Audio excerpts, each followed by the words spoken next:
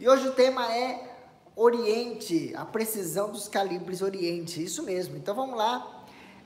Para quem não sabe, tá? A Oriente tem como, como é que fala? Core business, como a linha principal do seu negócio, os relógios automáticos, tá? Ah, mas Carlos, tem bastante relógio quartzo da Oriente, tá? Os relógios quartzo da Oriente, eles são uma maneira que a Oriente encontrou. Eu acho que tem gente que precisa de um tapa-ouvido, né? Provavelmente. Vamos lá. Para quem não sabe, a Oriente ela é especializada em calibres automáticos. Os relógios dela são praticamente 100% automáticos.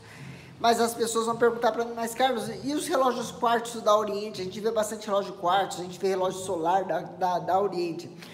A Oriente, nesses termos, ela fez o seguinte, ela se tornou, para brigar com as marcas brasileiras, né, a Magnum, a Séculos e a Tecnos, ela utilizou o mesmo caminho que essas outras três marcas utilizam. Vão na China, compram as caixas, compram os maquinários japoneses, montam o relógio e entregam para vocês aí, certo? Então, a Oriente, ela quase estava no vermelho ali, quase que ela fecha as portas aqui no Brasil na década de 90, mas graças a essa saída estratégica que a Oriente Brasil fez, então ela conseguiu sobreviver à década de 90, que foi o auge, né, da crise do quartzo no Brasil, o auge da revolução do quartzo no Brasil aconteceu na década de 90. E a Oriente, como ela era basicamente relógios automáticos, basicamente todos os relógios automáticos, ela sofreu demais o impacto no final da década de 90 e no começo desse século. Então, por conta disso, a Oriente, o que ela fez? Ela começou a montar relógio como a Tecnos faz, como a Séculos faz, como a Magnum faz também, tá? Com um diferencial, hoje a Oriente, ela faz parte do grupo Epson, do grupo Seiko. Então, hoje ela utiliza os calibres Seiko. Então, basicamente, os calibres que a Oriente produz é produzido pela Epson. Então, como uma é subsidiária da outra ali, então acaba se tornando completamente 100% Epson, tá? Então, vamos lá. Mas agora, vamos falar dos calibres automáticos, tá? Vamos voltar para os calibres automáticos. Para quem não sabe, a Oriente, na década de 70, ela foi talvez uma das únicas ou a única, né, que focou 100% nos calibres automáticos. As demais que tentaram fazer isso, praticamente todas faliram. Isso mesmo, praticamente todas as empresas que tentaram focar exatamente nos automáticos faliram. A Oriente talvez seja uma das únicas ou a única sobrevivente desse clã que tentou sobreviver somente com relógios automáticos.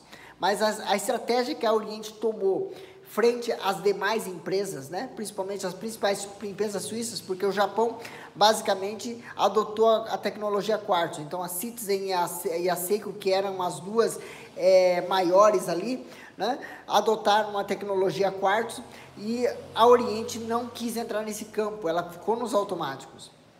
A Ricoh também ficou nos automáticos e ela logo parou de fabricar, né? Então, por isso mesmo, as empresas suíças que também tentaram manter-se nos mecânicos, nos automáticos, praticamente todas fecharam as portas, né? Ah, mas aí algumas pessoas de vocês aí do outro lado falam, ah, mas tem empresas que não fecharam, tá? Então, vamos lá. A Suíça funcionava da seguinte maneira: existia alguns conglomerados grandes, né? Algumas empresas grandes dentro da Suíça, e a grande maioria das empresas de relógios suíças eram micro-relojoarias, tá? Então, são relojoarias pequenas, empresas pequenas, né? Quase artesanais ou algumas até, familiares, empresas familiares. E o que acontece quando você tem uma empresa muito pequena? Ela aposta num relógio mecânico, ela não tem cash para poder sobreviver. Então, com isso, muitas delas tiveram que fechar as portas. As que foram reinventadas, né? Hoje, por exemplo, nós contamos hoje, por exemplo, com a Tecnos, que foi reinventada, com a Invicta, que foi reinventada, né? Por que eu digo reinventada? Porque ela faliu na década de 80 e depois alguém comprou a marca e ela sobreviveu à marca, não os relógios, tá? Então, a Tecnos do Brasil hoje é uma empresa 100% brasileira, porém, ela só tem a raiz lá na Tecnos da Suíça, porém, ela não tem nada mais a ver com a Tecnos da Suíça. A mesma coisa da Invicta, por exemplo, que ela tem a raiz lá na Suíça, porém, não tem mais nada a ver com a Suíça. Voltando agora para os Orientes, tá? A estratégia que a Oriente tomou frente às suíças, as empresas suíças continuavam tentando vender na Europa, nos Estados Unidos, no Japão, tentavam vender nos mercados de primeiro mundo. E a Oriente não, a Oriente usou a cabeça e falou, puxa vida, onde é que estão procurando meus relógios? No Brasil estão procurando os meus relógios, na Rússia estão procurando meus relógios, na Índia estão procurando, no México estão procurando meus relógios. E por que é que nesses países a procura por relógios mecânicos ainda era muito grande? Porque é o seguinte, a tecnologia quartzo era muito cara, em primeiro lugar. O poder aquisitivo desse povo de terceiro mundo é baixo comparado aos de primeiro mundo. Ninguém tinha cash para poder comprar relógios quartzo. Visto que o relógio quartzo, só para vocês terem uma noção de envolvimento nisso tudo, tá? O primeiro relógio quartzo do mundo, Seiko Astron, custava um carro popular. Em dinheiros de hoje, nós vamos considerar lá na faixa de 60, 70 mil reais um relógio quartzo, tá? O Seiko Astron, lançado em 1969. Esse era o preço de lançamento. Então, por isso mesmo, a Oriente viu que existia um espaço nos países emergentes onde ela cresceu bastante, tá? Principalmente na Rússia, principalmente no Brasil, principalmente no México, na Índia, e no Oriente Médio. Então, nesses países ali, a gente consegue ver que a marca Oriente ainda é forte. No Brasil, principalmente, é muito forte a marca Oriente. As pessoas nesses países procuravam relógios automáticos, duráveis e resistentes, né? E a Oriente oferecia isso com o seu Oriente 3 estrelas. Então, por isso mesmo, ela sobreviveu mais de 20 anos depois de ter lançamento do relógio quartzo, né? Até a década de 90, ela ainda sobrevivia somente com relógios automáticos. Aí sim, depois de quase 25 anos, a Oriente começa a sofrer os primeiros impactos, né, da crise do quartzo. Por quê? Porque os relógios quartzo começaram a baratear demais, principalmente com a vinda dos calibres de produção em massa, né, como os Miyota, né, como os VX da Seiko, como os Miyota, esses dois calibres começaram a tomar o mundo. E com isso, o relógio que às vezes custava, em dinheiros de hoje, R$1.500, R$2.000 para ser criado, um relógio quartzo, passou a custar R$500, R$600. Então, tornou-se uma realidade muito diferente do que eles viviam nas últimas 2 décadas. Então, com isso, a Oriente começa a passar um pouquinho de aperto nesse sentido. E, enquanto isso, eles continuam insistindo somente nos relógios automáticos. Quando nós viramos o século aqui, então a Oriente precisa de ajuda e nessa hora entra a Epson. A Epson compra a parte da Oriente ali, e isso dá um fôlego a mais para a Oriente crescer um pouquinho mais. E com a chegada da Oriente, da Epson na Oriente no começo do século agora, a gente vê que a Epson dá força para a Oriente continuar lançando relógios automáticos. Aí vem a linha Bambino, a linha Mako, a linha Esqueleto. Não, Esqueleto já tinha sido lançado na década de 90, né? Mas como é que fala? Meu Deus do céu. Um fôlego a mais para continuar, por exemplo, com a linha Oriente Star. Né? Então, eles começam a ganhar um pouquinho mais de fôlego. Tá? Então, por isso, a Oriente começa a ganhar um mercado diferente. Certo? Mas, veja bem, desde a década de 50 até hoje, a Oriente não parou de produzir calibres automáticos. Então, o que é que isso dá de vantagem para a Oriente frente às demais marcas? Como todos os seus mestres relojoeiros estão acostumados a mexer com calibres automáticos, com máquinas automáticas, com com mecanismo, com calibres mecânicos, né?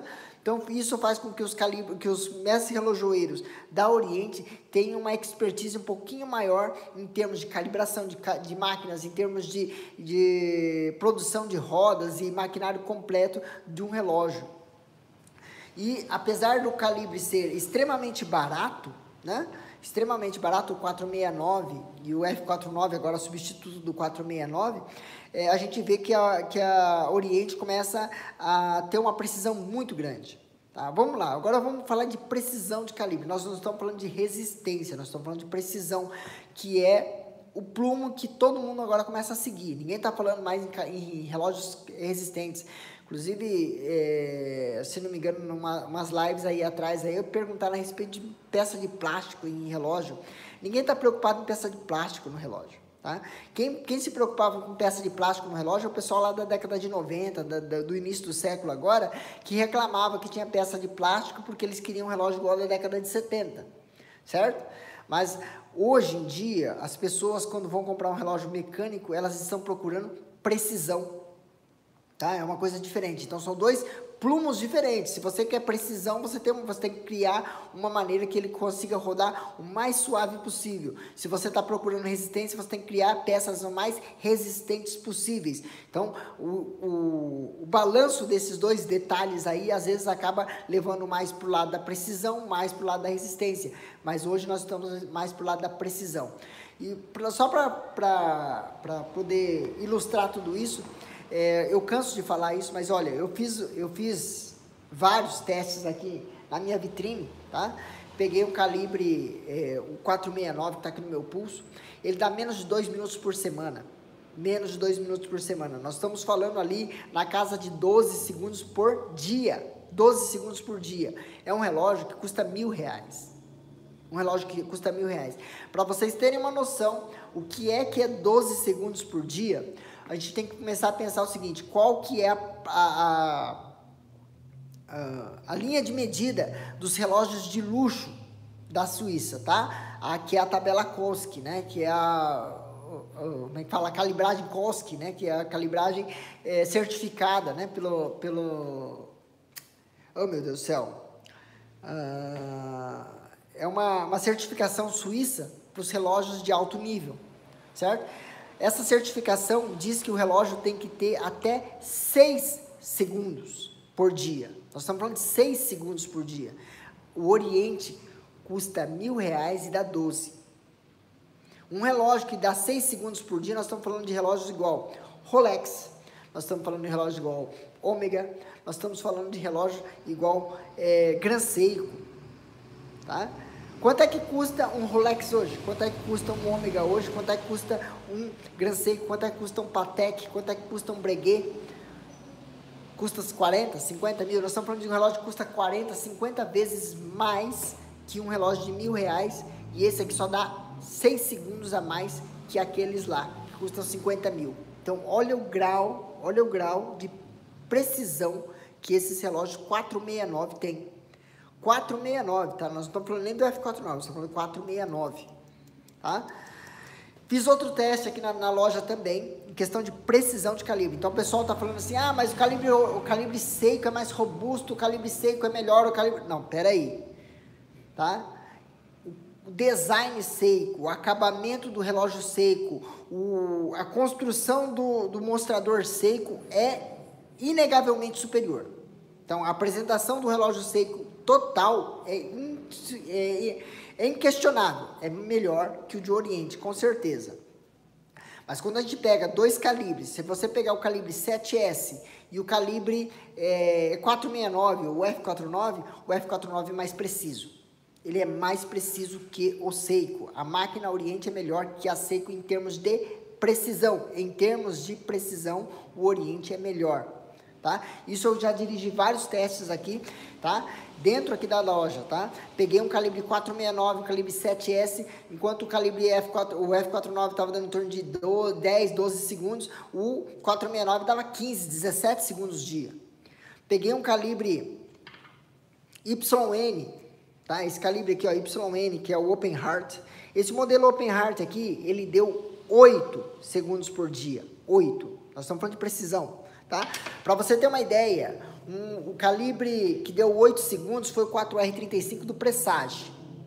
O Presage Blue Moon, eu coloquei aqui no teste, deu 8 segundos. 8 segundos por dia. tá? Só que qual é que é a diferença? O YN aqui custa R$ 1.200, o presságio custa R$ 3.400. Então aí você coloca na balança. Olha só a precisão que eles têm em comparação ao preço, tá? Aí nós pegamos então o calibre F6, tá? F67 ali do... eu acho que eu peguei o Weekly, né? O F67, eu não lembro agora qual que é o código, a última letra ali, tá? Mas é o F6 do Weekly, tá? Eu coloquei ele para testar. Ele estava dando em torno de 9 segundos dia. 9 segundos dia, enquanto, tá? Se você pegasse um 4R, tá? 4R mais antigo, o meu Turtle, ele dava 15 segundos por dia. 16 segundos por dia. Era uma média mais ou menos de 15, 16 segundos por dia. Um relógio Turtle Pad hoje custa R$ 3.400. R$ 3.400. O Weekly custa R$ 2.700. R$ 2.800. Tá? Então você vê que existe um patamar diferente. A Oriente é muito mais precisa do que a Seiko. Isso aí é inegável. Agora, a gente tem visto a Seiko melhorando muito na questão de precisão. Tem melhorado bastante, bastante mesmo. Por que tem melhorado bastante? Porque ela tem agora uma concorrente muito feroz nesse sentido. A Oriente é muito feroz nesse sentido. Então, a Seiko começa a criar relógios. Eu conversei com vários clientes que tem Samurai, tá? Seiko Samurai. E eles falam para mim, mas Carlos, meu dá 20 segundos por dia, 25 segundos por dia. Mas tá ótimo, o relógio Seiko tá ótimo, 20, 25 segundos por dia. Certo? Hoje a gente pega um relógio Seiko, um Prospecto Samurai, ele dá 15, dá 12 segundos por dia. Estão melhorando, estão trazendo cada vez mais. Conversando, inclusive, com um dos diretores da Oriente, né? Os diretores da Oriente falou assim, Carlos, nosso know-how para calibragem de relógio Oriente, na Zona Franca de Manaus, é 5 segundos, tá? O ponto de calibragem dele é 5 segundos por dia, mas isso dentro de laboratório, tá? Daí nós conversando um pouquinho sobre isso, ele falou assim, dentro de laboratório você coloca 5, aí você sai para o lado externo, tem a questão da gravidade, temperatura, nós temos aí, considerar também impactos, nós temos que considerar vários e vários, como é que fala? Forças externas, várias forças externas, né? Que isso vai fazer com que o relógio ou fique mais preciso ou ele comece a dar mais diferença. Então hoje, quando eles calibram em 5 segundos, eles estão falando, na hora que sair daqui, provavelmente ele vai lá dar na casa dos 10 segundos por dia. Isso aí é uma conversa assim que eu tive assim informalmente com ele, certo? Então só para você ter uma noção, a quantidade de precisão que a Oriente investe em cima disso, tá? Então, por isso que é muito importante vocês entenderem. Quando a gente está falando de relógios Seiko e Oriente, por que o Seiko é mais caro? Porque eles investem muito em acabamento, em mostrador. O mostrador da Seiko é impressionante. Qualquer um deles que você pegar é impressionante. O acabamento, todo o design gráfico, tudo mais, tá? A pulseira é excepcional, certo? Então, você coloca o conjunto completo da obra ali do Seiko, é impressionante. Aí eles colocam lá um mostrador de porcelana, colocam ali um mostrador com um efeito 3D, eles colocam ali um lumen especial para você poder, ele brilha demais o lumen do relógio Seiko, entendeu? Então você coloca tudo isso na conta, fica muito mais caro realmente. Enquanto isso, a Oriente, a parte interna dela, apesar dela ser simples, ela é extremamente precisa. Ela é extremamente precisa. Por que eu digo simples? Porque é o seguinte, hoje, se a gente for considerar no Brasil inteiro, tá? No Brasil inteiro, tá? Não exista talvez um relojoeiro aqui no Brasil que não tenha aprendido a mexer em relógio, desmontando e montando um Oriente, tá? A grande escola de qualquer relojoeiro aqui do Brasil hoje é um Oriente 3 estrelas. É um calibre Oriente. Então, por isso que hoje eu digo para vocês, se você quiser um relógio com custo-benefício, precisão espetacular e um preço absurdamente barato, o Oriente é excepcional. É excepcional, tá? Eu já cansei de falar a respeito do Bambino, a respeito das análises que a gente tem visto lá fora, do Mako. O Mako também está impressionante em termos assim de precisão, tá? Então, quando o pessoal começa a fazer, nós não estamos falando de acabamento de caixa, nós estamos falando de máquina, tá? De máquina, tá? Quando eles começam a fazer teste de máquina Oriente, todos, não tem quem não fique impressionado pelo custo-benefício que a máquina Oriente fornece para o relógio. Isso aí é inquestionável em qualquer lugar do mundo. Beleza? Pessoal, gostaram da minha explanação? Se você gostou, por favor, deixa seu comentário aí embaixo. Não esquece de deixar o seu joinha também. Olha só, nós estamos com quase 60 pessoas agora ao vivo e só tenho 25 likes. Vamos lá, vamos crescer esses likes aí. Vamos ver se nós conseguimos bater muito mais gente aqui na nossa live ao vivo. E aí, pessoal, o que você achou do vídeo? Gostou? Você concorda com as minhas afirmações desse vídeo? Se você concorda, vai lá, deixa aqui seu joinha aqui embaixo, que vai ser muito bom. Principalmente se você comentar e dar um feedback para mim, vai ser melhor ainda, tá? Então eu espero o seu feedback e siga os outros vídeos aí que a gente vai recomendar para você desse canal aí. Um grande abraço, fique com Deus e até a próxima.